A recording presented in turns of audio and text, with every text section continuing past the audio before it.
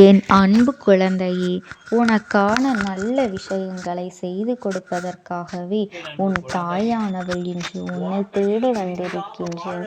என் குழந்தையே, நீ வாழ்க்கையில் இனிமையாக வாழ வேண்டும் என்று ஆசைப்படுகின்றாய். உன்னுடைய துணையோடு சந்தோஷமாக நடுவில் யாருமே வராத அளவிற்கு ஒரு இனிமையான வாழ்க்கையை வாழ வேண்டும் என்று நீ ஆசைப்பட்டு கொண்டிருக்கின்றாய். சரியாக இருக்க வேண்டும் என்றுதான் நினைப்பேன். ஆனால் உனக்கே தெரியாமல் சில விஷயங்கள் நடந்து கொண்டிருக்கின்றது என்று சொன்னால் உன்னால் நம்ப முடியுமா? நம்பித்தானே ஆக வேண்டும். உனக்கு பெண் ஒரு மிகப்பெரிய ஒரு சூழ்ச்சியை நடத்தி கொண்டிருக்கின்றாள்.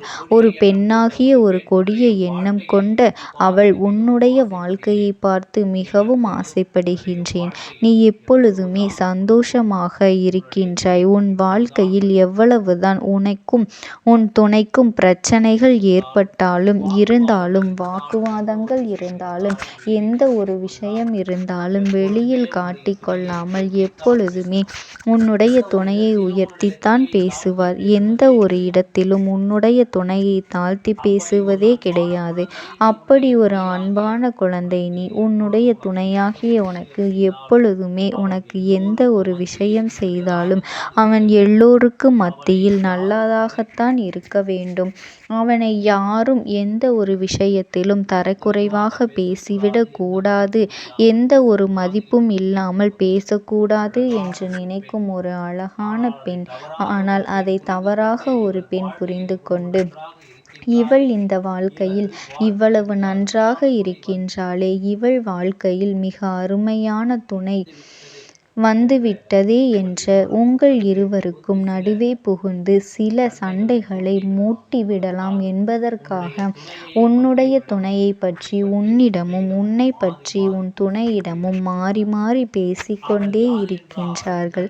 அவள் யார் என்றால் நண்பன் என்று உன்னை சுற்றி கொண்டே இருப்பவள்.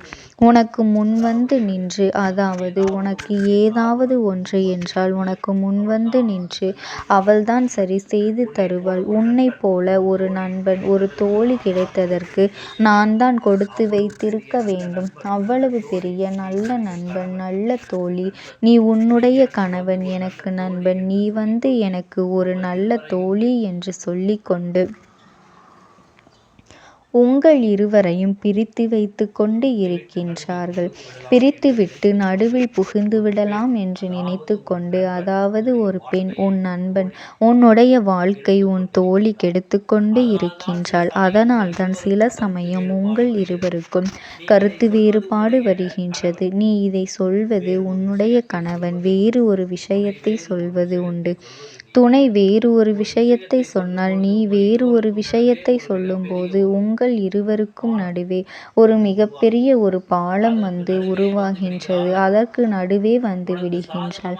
அவள் உனக்கு சாதகமாக இங்கு பேசிவிட்டு உன்னை பற்றி அங்கு பேசிக்கொண்டு இப்படி நட்பே உன்னுடைய வாழ்க்கையை கெடுத்து கொண்டு இருக்கின்றாள். இன்னொரு விஷயத்தை நன்றாக தெரிந்து கொள். எப்பொழுதும் உங்களுக்கு ஒரு பிரச்சனை வருகின்றது என்றால் நடுவில் யாரையும் விடாதீர்கள் என்பது என்னுடைய கருத்து. ஏன் நண்பனாக இருக்கலாம், அம்மாவாக இருக்கலாம், அப்பாவாக இருக்கலாம், ஒரு நல்ல பிள்ளையாக கூட இருக்கலாம். யாரையுமே எந்த உறவாக இருந்தாலும் சரி, உனக்கு எப்பொழுதும் உயிரை கொடுக்கும் உறவாக இருந்தாலும் சரிதான், உங்கள் இருவருக்கும் ஏதோ ஒரு பிரச்சனை வருகின்றது என்றால் யாரையும் அனுமதிக்காதீர்கள். உங்களுக்கு என்ன பேச வேண்டுமோ அதை பேசு. இங்கு என்ன பேச வேண்டுமோ அதை உன் துணை நேரடியாக உன்னிடம் வந்து பேசட்டும். நீ என்ன பேசுவது நேரடியாக வந்து துணையிடம் பேசு. மற்றபடி நடுவே ஒரு பாலத்தை உருவாக்கி அதன் மூலமாக மற்றவரை எப்பொழுதுமே பேச வைக்காதீர்கள். உங்கள் இருவருக்கும் உள்ள இடைவெளியானது எப்பொழுதும் நெருக்கமாகத்தான் இருக்க வேண்டும். எப்போது இடைவெளி வருகின்றதோ அப்பொழுது இன்னொரு நபர் உன் வாழ்க்கையில் புகுந்து உன் வாழ்க்கையில் பிரச்சனைகளை இன்னும் அதிகரித்து கொண்டிருக்கின்றார்கள் என்று அர்த்தம். இதை தவிர நீ நினைப்பது போல ஒரு நபர், அதாவது ஒரு அம்மாவாக அப்பாவாக யாராக வேண்டுமானாலும் இருக்கலாம். யாரையும் குறை சொல்லவில்லை. யாராக வேண்டுமானாலும் இருக்கலாம். யாரையும் உன் வாழ்க்கைக்குள் நடுவே விடாதே என்றுதான் நான் சொல்கின்றேன். புரிகிறதா என் குழந்தையே? ஆசை ஆசையாக உன் வாழ்க்கையில் ஒவ்வொரு கட்டமும் நீ வாழ்ந்து கொண்டிருக்கின்றாய். ஆசை ஆசையாக உன்னுடைய வாழ்க்கைக்கு நடுவே யார் புகுந்தாலும் அது மிகப்பெரிய பிரச்சனையாகத்தான் மாறுமே தவிர அது ஒரு சின்ன பிரச்சனையாக மாறாது. இருவரும் சேர்வதற்கான ஒரு வாய்ப்புகள் உங்களுக்குள் கிடைக்காது. நீங்கள் பேச வேண்டுமா? ஒருவருக்கொருவர் எப்பொழுதுமே எந்த ஒரு இரக்கங்களையும் ஏற்ற இறக்கங்களையும் பார்க்காதீர்கள். நான் தான் உயர்ந்தவன், நீதான் உயர்ந்தவன் என்றெல்லாம் பார்க்காதீர்கள். 2 பேரும் சமம்தான். 2 பேருமே ஒத்துப்போகி ஒரு வாழ்க்கை நடத்தும் ஒரு மிகப்பெரிய விஷயம். அது வேறொரு கையில் எங்களை சேர்த்து வையுங்கள் என்று ஒரு கருத்து வேறுபாடு ஆகிவிட்டது என்றால், அதனால் நீங்கள் போய் பேசி என்னுடைய துணையை என்னிடம் சேர்த்து வையுங்கள், என்னிடம் பேச வையுங்கள் என்றெல்லாம் சொல்லாதீர்கள். உனக்கு பேச வேண்டும் என்று தோன்றியதால் நேரடியாக போய் பேசி எதுவாக இருந்தாலும் அதை விட்டுவிட்டு உன் அன்பம், உன்னுடைய தாய், உன்னுடைய தகப்பன், உன்னுடைய இரத்த உறவு, உன்னுடைய அக்கா தம்பி என்று யாரையும் நடுவே விடாதே. உனக்கு உன் துணையிடம் பேச வேண்டுமா? உன்னுடைய உறவு உனக்கு வேண்டுமென்றால் நீயே போய் பேசு. மனதில் எப்பொழுதும் எந்த ஒரு விஷயத்தையும் மறைக்காமல் வெளிப்படையாக நீயும் உன் துணையும் பேசிக்கொள்ளுங்கள். நிச்சயமாக மனதிற்குள் இருக்கும் அனைத்து விஷயங்களும், நிச்சயமாக மறைந்த ஒரு சந்தோஷமான விஷயங்கள் உன் வாழ்க்கையில் கிடைக்கும். நிச்சயமாக காலம் உன்னுடைய வாழ்க்கையை உயர்த்தும். நீ தேடி கிடந்த வாழ்க்கையை உனக்கு தேடி கிடைக்கும். அந்த போலியான ஒரு பெண் தோழியை உனக்கு நான் யாரென்று சொல்லிவிட்டு இப்பொழுது உன்னுடைய கணவரை பற்றி கேட்டுக்கொண்டே இருப்பது, உன்னுடைய வாழ்க்கையில் எந்த ஒரு பிரச்சனையுமே வராதா? எப்பொழுதுமே நீயும் உன் கணவரும் இப்படித்தான் இருப்பீர்களா? உன் துணையும் நீயும் இப்படித்தான் வந்து சந்தோஷமாக இருப்பீர்களா என்றெல்லாம் கேட்கும் பெண்தான் அந்த பெண்ணுக்கு தன்னுடைய கணவன் இப்படியெல்லாம் இல்லையே என்ற பொறாமை. அது ஒன்று. அடுத்தது, அவளுக்கு யார் வந்தாலும் பிடிக்காது என்று, அவளுக்கு யார் ஒரு அழகான வாழ்க்கை நடத்தினாலும் ஏன் பிடிக்காது என்றெல்லாம் அவளுக்கு அந்த வாழ்க்கை அமையவில்லை என்பதற்காக எல்லோரும் தன்னை போலவே கணவன் இல்லாமல் நினைக்கும் ஒரு பெண்தான் அவள். இது போன்ற ஒரு பெண்ணை நண்பனாகவோ இல்லை எதிரியாகவோ, நல்ல உறவு வேண்டாம், கெட்ட உறவும் வேண்டாம், அந்த பெண்களை நீ உன் வாழ்க்கையில் சேர்த்து கொள்ளாமல் இருந்தாலே போதும். உன் வாழ்க்கையில் நீ முன்னுக்கு வந்து விடலாம். நிறைய பேர் எல்லாம் இல்லை, அந்த ஒரு நபர் மட்டும் உன் வாழ்க்கையில் இருக்க வேண்டாம். உன் கணவனும் நீயும் ஒன்றாக வெளியில் சென்றால் கூட நமக்கு இப்படி ஒரு வாழ்க்கை அமையவில்லையே என்று உன்னை நினைத்து பொறாமை கொண்டிருப்பவள்தான் அவள், என் தங்க குழந்தை. அதனால் இப்பேற்பட்ட உறவு உன் வாழ்க்கையில் இருந்தால் நீ நிச்சயமாக இவளை உன் வாழ்க்கையை விட்டு வெளியேற்றி விட வேண்டும். என் அன்பு குழந்தைக்கு இந்த தாயானவளினுடைய அன்பும் ஆசீர்வாதங்களும் என்றென்றைக்குமே முழுமையாக கிடைத்து கொண்டுதான் இருக்கும். ஓம் சக்தி. ஓம் ஆதிபரா சக்தி. என் அன்பு குழந்தையே, உனக்கான நல்ல விஷயங்களை செய்து கொடுப்பதற்காகவே உன் தாயானவள் இன்று உன்னை தேடி வந்திருக்கின்றேன். என் பிள்ளையே, இத்தனை நாளும் நீ ஏங்கி தவித்த ஒரு உறவு இன்று உன்னை தேடி வரப்போகின்றது. அந்த உறவு உன்னை தேடி வருவதற்கான நேரமும் நெருங்கிவிட்டது. உன்னை தேடி வருபவர் உனக்கு பிடித்தவராக இருக்கும் பொழுது உன் சந்தோஷத்தை உன் அம்மா நான் காண வேண்டாமா? அதனால்தான் என் குழந்தையை, அதனை காண்பதற்காகத்தான் நான் வந்திருக்கின்றேன். எந்த விஷயம் உனக்கு சந்தோஷத்தை கொடுக்கின்றதோ அந்த விஷயம் உன் வாழ்க்கையில் உனக்கு நிம்மதியை கொடுக்கப் போகின்றது. அந்த விஷயத்தை நிரந்தரமாக உன் வாழ்க்கையில் கொடுக்க வேண்டும் என்றுதான் உன் அம்மா நான் வந்திருக்கின்றேன். நீ எல்லளவும் கூட இந்த அம்மாவின் மீது சந்தேகப்பட வேண்டாம். இதை நான் நடத்தி தருவேனா என்ற சந்தேகம் உனக்கு எப்பொழுதும் வரவேண்டிய அவசியமே கிடையாது. என் தங்கமே, உன்னுடைய விருப்பத்தை நிறைவேற்றி தர வந்திருக்கின்றேன். யார் வேண்டுமானாலும் எப்படி வேண்டுமானாலும் இருந்துவிட்டு போகட்டும். அதை பற்றி எல்லாம் என் தங்கமே நீ கவலைப்பட வேண்டாம். உன்னோடு உனக்கு பிடித்தவர் நிச்சயமாக வரப்போகின்றார். அவர் யார் என்று உன் அம்மா நான் இன்று உனக்கு சொல்லிவிடப் போகின்றேன். என் செல்லமே, உனக்கு ஆபத்து இருக்கும் பொழுது யார் உதவி செய்வார்கள்? நீ ஆபத்தில் இருக்கும் பொழுது யார் உன்னை கொண்டு உனக்கு உதவி செய்ய வேண்டும், உன்னை அதிலிருந்து மீட்க வேண்டும் என்று யாருக்கு மனம் வந்ததோ அவரை பற்றிதான் உன்னிடத்திலே நான் சொல்லிக் கொண்டிருக்கின்றேன். எத்தனை பேர் உன்னை சுற்றி இருந்தாலும் அத்தனை பேருக்கு மத்தியிலும் இவர் ஒருவரை உன்னிடத்தில் மிகுந்த அக்கறை கொண்டு நடந்து கொண்டவர். என் குழந்தையே, உன்னை விட்டு இப்பொழுது தொலைவில் இருக்கின்றாய். சில நேரங்களில் உனக்கு மிக மிக ஆறுதலாக இருந்து கொண்டிருந்தவர் உன் மனதில் இருக்கின்ற ஆசைகளை எல்லாம் தன்னுடைய ஆசையாக நினைத்து உன்னோடு இருந்தவர், உனக்கு நிறைவேற்றி கொடுக்க வேண்டும் என்று உன்னோடு இருந்தவர். ஆனால் இன்று உன்னை விட்டு தொலைவில் இருந்து கொண்டிருக்கின்றார். உன்னை பற்றி நீ எப்பொழுதுமே நினைக்கின்ற விஷயங்களை விட உன்னை பற்றி, உன்னுடைய ஆசைகளை பற்றியும் உன்னுடைய கனவுகளை பற்றியும் இவர்தான் அதிகமாக நினைத்து கொண்டிருக்கின்றார். அவர் எப்பொழுதுமே உன்னை பற்றிய சிந்தனைகளோடு இருந்தவர்.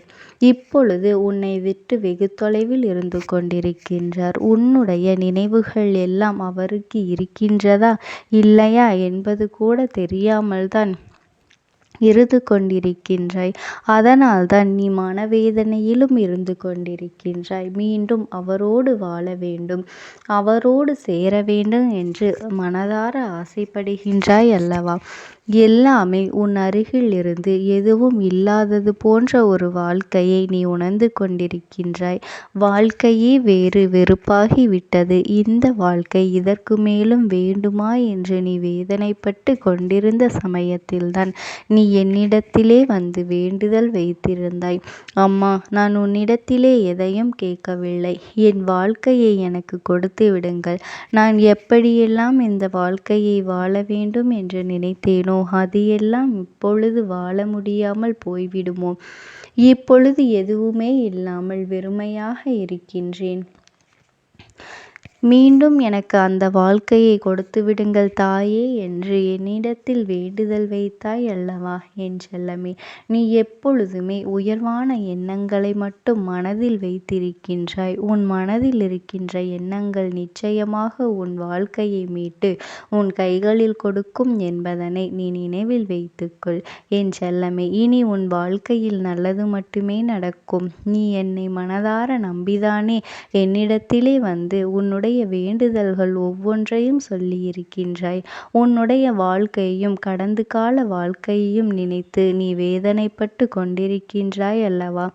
இதற்கு முன்பு எத்தனையோ சந்தோஷங்களை நமக்கு பரிசாக கொடுத்த வாழ்க்கை இன்று வெறுமையை மட்டுமே பரிசாக கொடுத்து கொண்டிருக்கின்றது. இனிமேல் இந்த வாழ்க்கையை நாம் சந்தோஷமாக வாழ்வோமா என்ற சந்தேகம் உனக்கு முன்பு இருக்கலாம். ஆனால் இந்த அம்மா உன்னோடு பேசிய பிறகு நிச்சயமாக அந்த எண்ணம் உன்னிடத்திலே இருக்கவே கூடாது. என் தங்கமே, உன்னுடைய வாழ்க்கை எல்லாவற்றையும் மறந்து இனிமேல் நீ நிம்மதியாக வாழப்போகின்ற நாள் வெகு தொலைவில் இல்லை, மிக அருகிலேயே உனக்கு எல்லா சந்தோஷங்களும் கிடைக்கப் போகின்றது. என் தங்கமே, உன்னுடைய அந்த உறவு உன்னை தேடி வருகின்ற நேரம் நிச்சயமாக உன் வாழ்க்கையில் உன்னை பிடித்த தீய சக்திகள் எல்லாம் உன்னை விட்டு விலகி ஓடப் போகின்றது. என் செல்லமே, நீ அவரை பற்றி அவர் பிறந்ததற்கு முக்கியமான காரணம் அந்த தீய சக்திதான். அது என்ன சக்தியாக இருக்கும் என்று நீ எனக்கு தெரியும். நான் சொல்லுவது தீய சக்தி சில மனிதர்கள்தான் என்பதனை நீ புரிந்து கொள்ள வேண்டும். என் தங்கமே, ஒருவரினுடைய வேண்டாத சூழ்ச்சிகளினால்தான் உன்னுடைய உறவு, உனக்கு பிடித்தவர் உன்னை அந்த சூழ்ச்சி வலையில் சிக்கிக்கொள்ள வைத்து உன்னை இத்தனை துன்பங்களுக்கும் ஆளாக்கி வைத்து விட்டார்கள். இன்னும் அதிலிருந்து மீள முடியாமல் தான் அவர்கள் தவித்து நின்று கொண்டிருக்கின்றார்கள். இப்பொழுது இந்த அம்மாவானவள் உன்னுடைய வாழ்க்கைக்குள் வந்துவிட்ட பிறகு, நீ என்னுடைய குழந்தையாக மாறிவிட்ட பிறகு, இப்பொழுது எல்லாம் அவருடைய வாழ்க்கையில் அவருடைய மனதிலும் பல மாற்றங்கள் வரத் தொடங்கிவிட்டது. என் தங்கமே, இந்த பிரிவினை என்பது நிரந்தரமாக அல்லாதது. என் குழந்தையே, உங்கள் வாழ்க்கையில் நீங்களாகவே எதுவும் தேவையில்லை. உங்கள் மனதிற்குள் தேவையில்லாமல் ஒருவர் ஏற்படுத்திய விஷயம்தான் இன்று மிகப்பெரிய பிரச்சனையாக உருவெடுத்து நிற்கின்றது. அதன் காரணமாகத்தான் நீண்ட காலமாக நீலகால பிரிவினைக்கு காரணமாக இருக்கின்றது. என் தங்கமே, இந்த பிரிவினை இன்றோடு முடியப் போகின்றது. எல்லாவற்றிற்கும் ஒரு கால நேரம் வரவேண்டும் அல்லவா? அப்படிப்பட்ட காலத்தை தான் இன்று உனக்கு கொண்டு வந்திருக்கின்றேன். என் தங்கமே, என்னிடம் ஆசைப்பட்டு கேட்ட அந்த வாழ்க்கையை உனக்கு திருப்பிக் கொடுக்கப் போகின்றேன். என் தங்கமே, நீ இதுவரை பட்ட கஷ்டங்களும் இதுவரை பட்ட வேதனைகளும் அவமானங்களும் தேவையற்ற வீண் பேச்சுகளும் இன்றோடு உனக்கு முடிய போகின்றது. இதையெல்லாம் மாறக்கூடிய நேரம். நீ நம்பிக்கையோடு இருந்து இந்த அம்மாவினை வணங்கி இந்த அம்மாவினிடத்திலே எல்லாவற்றையும் பெற்றுக்கொள்ள வேண்டும். என் செல்லமே, நீ கேட்டதை இந்த அம்மா நான் நிச்சயமாக நடத்தி கொடுத்து விடத்தான் போகின்றேன். என் மீது சந்தேகம் கொள்ளாமல், என்னுடைய வேண்டுதல் என்றுமே பலிக்காது என்று எதிர்மறையாக எண்ணாமல், என்னுடைய வேண்டுதல்கள் இன்று பலிக்கப் போகின்றது, இன்று எல்லாமே எனக்கு நல்லதாகவே நடக்கப் போகின்றது என்று எண்ணி எதிர்மறை கருத்துக்களை தவிர்த்துவிட்டு, எனக்கு எதுவும் நடக்காது, என் வாழ்க்கையில் எப்பொழுதும் துன்பங்கள்தான் வரும் என்று எதிர்மறையாக எண்ணிக்கொண்டிருக்காமல் நேர்மறை எண்ணங்களோடு இந்த அம்மாவின் மேல் நம்பிக்கை வைத்து உன்னுடைய செயல்களை நீ செய்யத் தொடங்கும் பொழுது உனக்கான அனைத்தும் உன் கைகளில் கிடைக்கும் என்பதனை நீ மறந்து விடாதே. என் செல்லமே, நான் உனக்கு சொல்லிக் கொள்வது இது ஒன்று மட்டும்தான். இனிமேல் உன் வாழ்க்கையில் எல்லாமே நல்லபடியாகத்தான் நடக்கப் போகின்றது. இது நல்லபடியாக அமைய வேண்டும் என்றால் யாருடைய தலையீட்டையும் உங்களுடைய குடும்ப வாழ்க்கையில் நீ ஏற்படுத்தக்கூடாது. ஏனென்றால் உன் குடும்ப வாழ்க்கையை அழித்துவிட வேண்டும் என்றுதான் சிலர் சூழ்ச்சிகளை செய்து கொண்டிருக்கின்றார்கள். உன்னுடைய குடும்பத்தை பிரித்து கொண்டிருக்கின்றார்கள். ஆனால் உன்னுடைய தேவையற்ற பேச்சுகளையும் நீ கேட்டு உன்னுடைய குடும்ப உறவுகளை நீ பகிர்ந்து கொள்ளாதே. 3ஆம் நபரின் தலையீடு உங்களுடைய குடும்ப பிரிவினைக்கு காரணமாக இருக்கின்றது. மீண்டும் அதே ஒரு சூழ்நிலையை உன் வாழ்க்கையில் நீ உருவாக்கி விடக்கூடாது. ஏனென்றால் நீ நன்றாக இருப்பது, உங்கள் உறவு ஒற்றுமையாக இருப்பது மற்றவர்கள் கண்களுக்கு உறுத்தத்தான் செய்கின்றது. அதனால் என் தங்க பிள்ளையே, நீ எதை நினைத்தும் கவலைப்படாதே. இந்த தாயானவளினுடைய அன்பும் ஆசீர்வாதங்களும் என் அன்பு குழந்தைக்கு என்றென்றைக்கும் முழுமையாக கிடைத்து கொண்டே இருக்கும். ஓம் சக்தி. ஓம் ஆதிபராசக்தி.